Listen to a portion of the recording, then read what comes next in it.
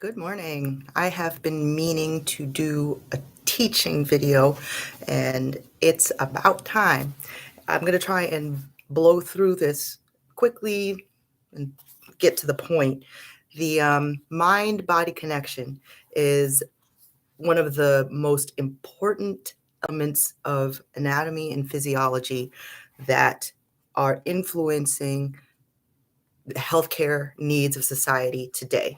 And I am quite convinced, as you will observe in other videos and blog posts uh, that I submit, that the real pandemic is anxiety and depression. So, how does that play out? Because there's a lot of ailments that don't look or act in an obvious way like anxiety or depression, but are genuinely connected and, in fact, caused by what we understand to be mental illness, uh, ailments, and diseases. So I am here to introduce you to this is something that I teach my patients on a pretty regular basis. And in almost all of the situations, it's like a wake up call like, oh, that all makes sense. It all kind of, all the dots connect now. Um, so it's a visual, all right? These are my favorite visual aids, and it's super fundamental to the way that I teach about um, trying to get healthier with um, things like anxiety and depression plaguing you, or things that you don't realize are anxiety and depression. So this right here is my Frank Netter, Atlas of Human Anatomy. In other words, it is the anatomy book that I use. This literal book is the one that I used in medical school when I was a first year in the year 2000. And I was in anatomy lab, and this was the textbook that we would use to guide us to find all the parts, um, all the gross anatomy inside of the human body. And I was using it a couple of years ago to look for, I think I was looking for a joint, an illustration of a joint so that I could try and explain a problem to a patient. But I came across this, awkward, but this right here is on that side, okay?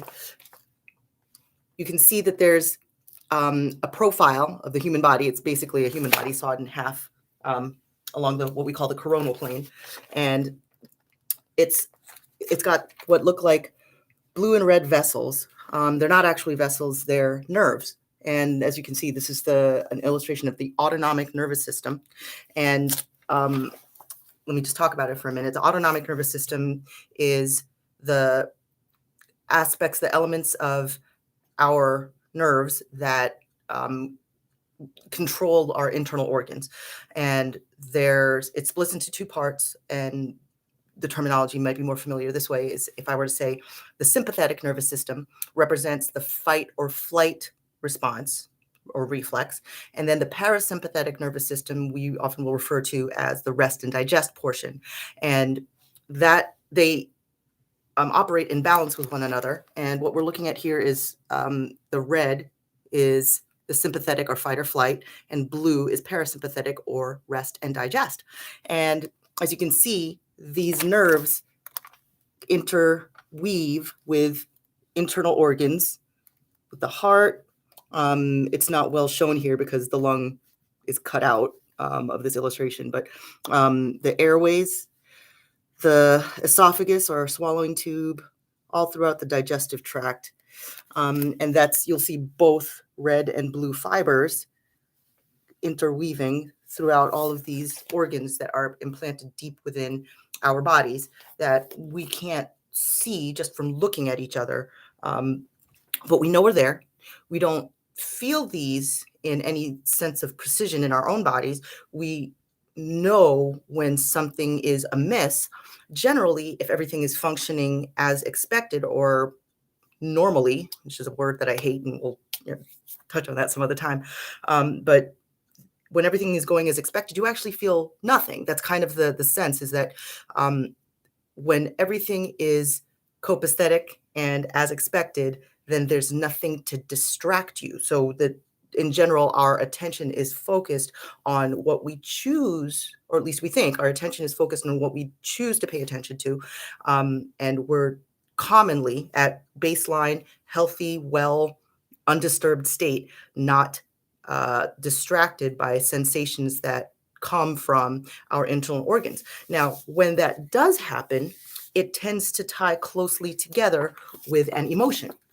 And there's a reason for that. As you can see here, the parasympathetic and sympathetic nervous systems roots implant deep within the center of the brain. Okay, they don't travel inside of the spinal cord, which would be way back here. They're on the outside, and then they implant not through what we commonly understand, at least anatomically, to be the cortex directly, but here, this is an illustration of it's a cartoon sort of demonstration of what the inside of the brain looks like.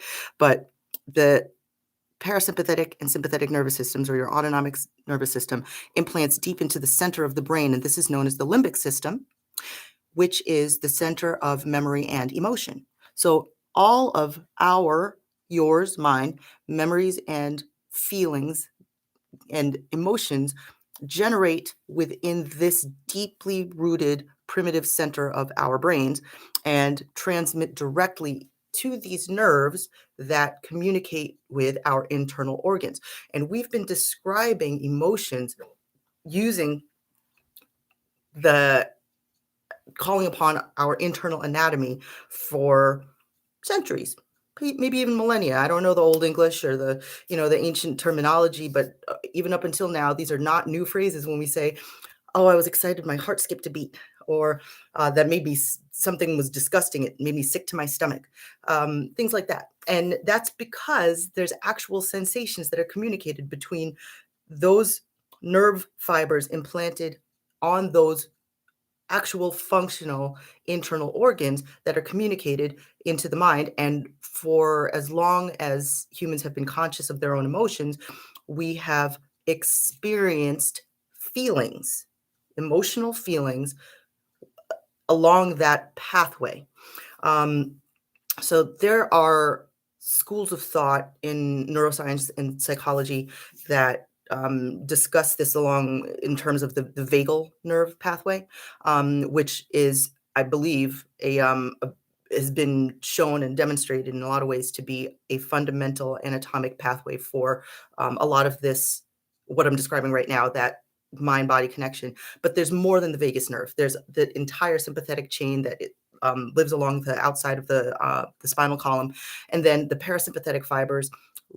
Many of them travel through the vagus nerve, not all of them. But the bottom line is that the entire autonomic nervous system implants into your center of emotion and memory, and then transmits information back and forth to the between your limbic system and your anatomic internal organs. So, with that in mind, that is actually what we're calling upon when we talk about listening to your gut, for example, or following your heart, or kind of even taking a breath. Now, here's an interesting point, and I'm going to have this be my last point for today. In meditative practices, mindfulness practices, it is very often advised that you focus on your breath. And why? Why would that be? There was a point when while I was going through my own journey, as I'm going through my journey with mindfulness and meditation, where I thought, there's nothing necessarily magical about the breath per se when it comes to practicing mindfulness, because as long as you have something that you can focus on, then you're practicing mindfulness. And that could be something as straightforward as this cup, and I've actually gone through this with patients. If you want to try and be mindful, you want to get into a zone where you're just examining the cup, not really thinking anything about what it does or what it's for or what it says, but just observing. And that aspect of observation without judgment is a fundamental element of a good mindfulness practice. But here's the thing about breathing. is that it is the one, it's not the one, but it's the most obvious, the most accessible bodily function that does not require your conscious effort to generate. You don't have to be thinking about breathing in order to breathe, but you also have the ability to control the breathing anytime that you make the decision to do so. So if I tell you to hold your breath, you can immediately pull your consciousness into the conversation and hold your breath as asked. Whereas I can't say stop your heart and have you control whether or not your heart's going to beat. And that ability to transmit back and forth between the conscious effort and the unconscious process to for such a vital activity as breathing is actually a really special. It is kind of the crux between what is important in that mind body connection um, sort of process, and being able to access that mind body connection. So how that plays out um, is so different and so unique from individual to individual, which is why I usually do this teaching session in the space of a patient visit, because usually somebody is approaching me with symptoms that they can't explain, that they've been told, they've gotten this test, that, the other thing, and everything's normal or negative. And there's just this deep sense of fear as to why I still have palpitations. Why am I still nauseous? Why am I having diarrhea constantly? Why do I have migraines? And all of these symptoms are play into that autonomic nervous system in one way or the next. And but the diversity is just, it's vast. It's very broad. So but that's something super fundamental I just wanted to put out there, and I hope it adds something to those who feel like they might need it in understanding how their bodies work and how their minds are um, interplaying with certain feelings that you might have. And I guess we'll come back and do another teaching or some more. Maybe we'll do music sometime, or one of these days I'll get brave and maybe have a guest in a conversation. But in the meantime, if you like this, please like it. Or if you know somebody who needs it, please share it. And you can always subscribe. Thank you so much. Have a great day.